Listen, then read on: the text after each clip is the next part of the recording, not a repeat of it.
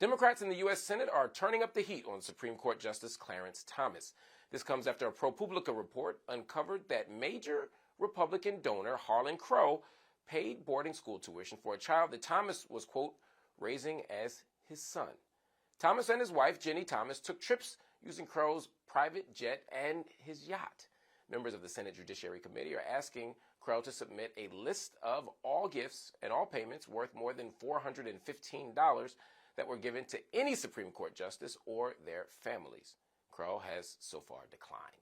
Joining me now to discuss is Josh Kaplan, one of the ProPublica investigative reporters who broke the story, and Rakim Brooks, the president of Alliance for Justice. Welcome to the Grio to both of you. Back to Clarence Thomas. Josh, senators are asking for information about these gifts. But so far, Harlan Crow has said no. Do the senators have any power to force him to turn over the info? Yeah, I mean, the Senate has subpoena power. At the moment, because of Dianne Feinstein's status, it's very unlikely they'd be able to get a majority on the relevant, on the Judiciary Committee at least, to issue subpoenas. There's also a separate inquiry from the Finance Committee, which so far the Finance Committee has been more aggressive. Senator Wyden, the chair of that, has said that he is willing to explore other options if Crow continues to not comply. Many of us are familiar with lobbyists who are trying to convince legislators to pass bills. Legislators, they offer things, they do things. Makes sense to me. But why would a donor be so interested in being friendly with the Supreme Court justice? Mr. Brooks, why don't you take that one? Oh, I'm happy to, and I'm happy to be on with Josh, who's my new favorite hero because of this excellent reporting. But of course, the reason that a billionaire would want to be friends with a Supreme Court justice is so that he or she could influence the outcome of the Supreme Court's decision making. It's just that simple and that obvious. We're in playoff season, so the example I like to give is that if the owner of the other team could, they would pay the refs, wouldn't they, in order to ensure the outcome for their team? And at the very least, it would raise all of our suspicion if they were paying the refs for whatever reason, including that they were good friends during the midst of the game.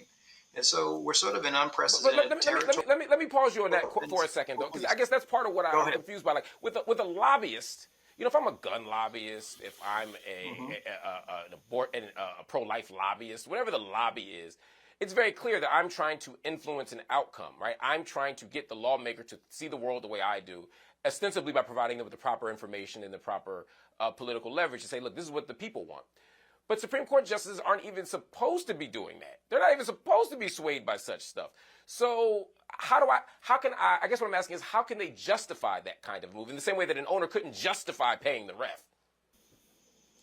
Oh, well, how could the billionaire justify paying that sum of money to? Oh, well, think about all the major cases that are before the court in any particular term. So if you care about gun rights, for instance, and you're the NRA, wouldn't you want to have one of your major donors pay Justice Clarence Thomas to get a 5-4 decision, as they did in the Heller case?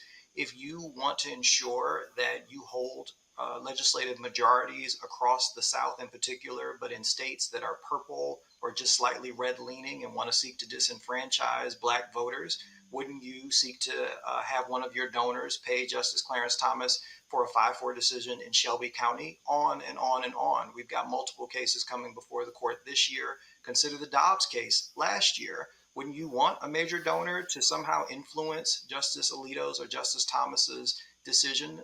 And so this is one way by which we can do it. And again, Josh has done really remarkable reporting at this point, but there's more to be done. And so that's why we hope that the Senate will hold additional investigations to really understand the nature of this relationship, because everything that I'm suggesting at this point is logical, but it is conjecture.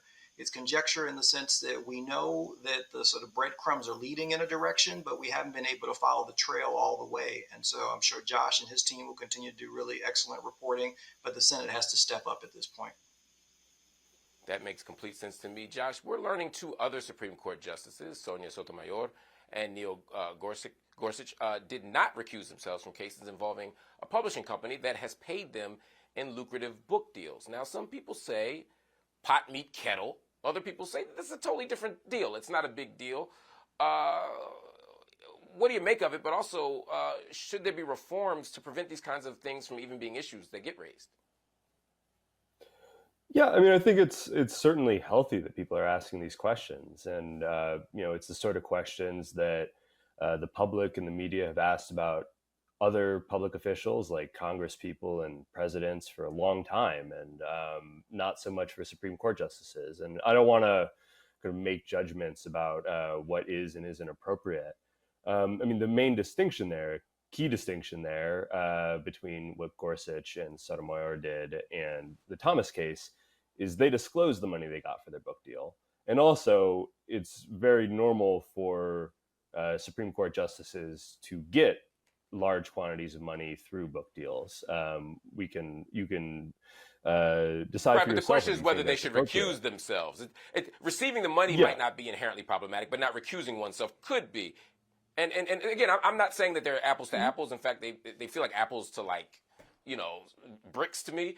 But it's at least questions that need to be raised. And the Thomas hearing is sort of an extreme example of something that seems to be a fundamental problem with the Supreme Court, which is that they're just not being checked and balanced in the way that the other branches of government or even the other levels of judiciary are. Anyway, Rakim Brooks of the Alliance for Justice, Josh Kaplan of ProPublica, we're out of time, but we want to have you guys back to talk about this more because this is something that warrants our deep scrutiny and investigation.